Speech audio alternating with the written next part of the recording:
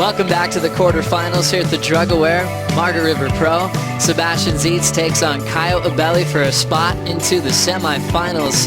As we are getting down to the wire, we already finished the women's event earlier today. Tyler Wright taking out this event for the first time in her career, now challenging Courtney Conlog for that #1 spot on the Jeep leaderboard. And now setting up the semifinals, we already have Parco in a matchup against Julian Wilson in the first one. And the winner of this heat will meet up with Italo Ferreira later on in this event. Starting with this first blow is Sebastian Zietz. Amazing rail work, trying to wrap it high, but that section takes him down. And I love that once he started having a slump of a season, he's still fighting back, and he'll be in a solid position for a world title race. This is what Caio did at the start. Yeah, just not a huge score for Caio, 3.50. Just getting the feet wet. You know, it's conditions have changed. He's already had one hit out there today, so familiar with the setup. There's that tricky section on the inside, swallows him up. You've almost got to come out of that with a lot of speed. We saw Kaloe do it successfully a couple of times. And then right behind Seabass on a good solid wave here as well. Nice open face turns, and you heard him talk about the fact that the judges want to see that. They want to see those big open face maneuvers, hence that rail grab maneuver. You can't leave it too long though. I think come Brazil, he's got to get a good result. Having a look, the surfer from the island of Kauai with a big wind-up for the first jam. Good timing for Sebastian Zietz. Beautiful rail work. And now just reading this inside wave. All rail through the inside corner and a big silky smooth hook one more time.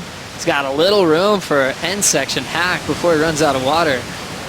Late decision, he can't hang on. And when you finally get a good wave, open up those shoulders and do something radical.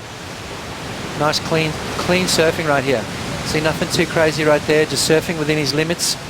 I know people want to see radical surfing. They want to see these guys light it up, but you've got to surf the wave on what it's going to let you do. As soon as you try and oversurf main break Margaret River, that's when things go wrong. That's when you fall into that trap, and that's when you're going to lose heats.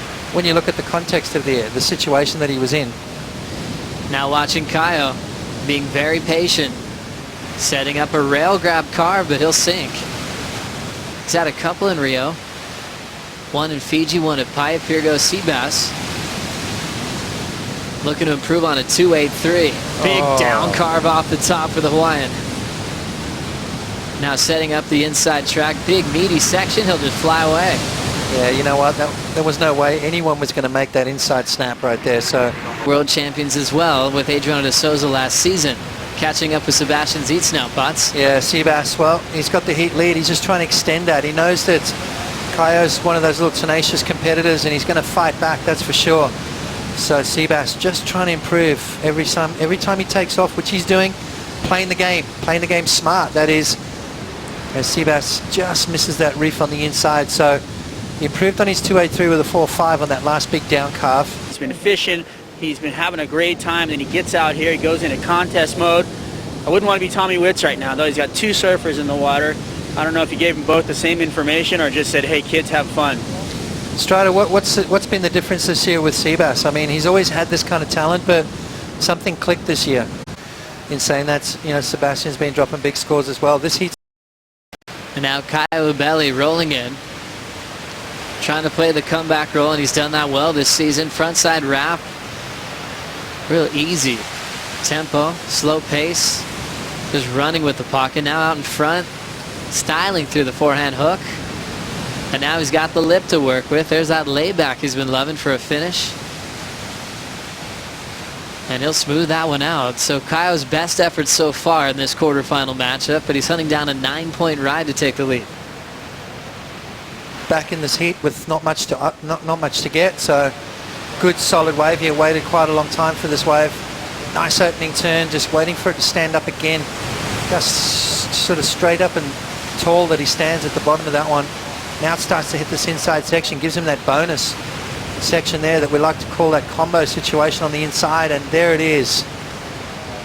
Beautiful turn to finish that wave off. So nice series of maneuvers, nice combination of turns, nice flow. Was dropped off at the 5-minute warning. Seabass has been holding priority. Now Zietz will take on this wave. Sleepy little start. The wave goes off speed. Now Seabass picking up the board speed big. Drawn out carve off the top, but he'll get clipped off the bottom.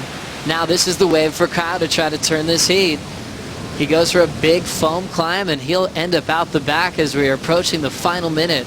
What a big opportunity for Sebastian Zietz to possibly re-qualify via the CT with huge performances that won't be denied from the commissioner's office. He got himself here on his talent, on his ability to be a big part of the top 34 picture. Started with that 7 and was just so smart. You could see him picking his turns wisely. Oftentimes I think Zietz had pressure to overperform. He's a bit of a showman. He likes to show what he can do, but now adding a little heat strategy, working well with the coaching, a former event winner of this contest, Tommy Whitaker. We know when we see him free surf pod, Seabass just wants to catch 100 waves. Doesn't matter if it's 1 foot or 10 foot. Now he's picking the right ones to go the difference. No, that's exactly right. He's making less mistakes. He's surfing a lot smarter.